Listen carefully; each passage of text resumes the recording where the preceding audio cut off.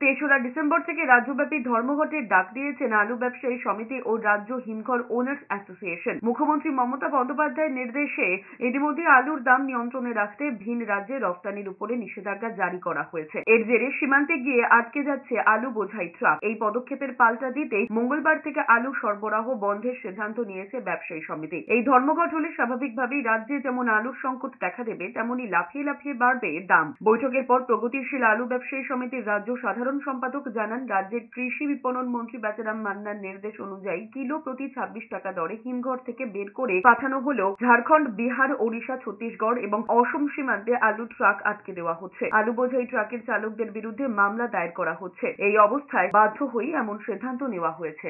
আমাদের মিটিং এর যেটা সিদ্ধান্ত হলো, বহির্রাজ্যে আলু যাওয়াটা এখনো স্বাভাবিক হয়নি। এখনো পর্যন্ত সমস্ত বর্ডারগুলোকে আটকে রাখা হয়েছে। বিভিন্নভাবে পুলিশ কোথাও কোথাও গাড়ি আটকে ড্রাইভারকে কেস দিয়ে চালান করে দিচ্ছে।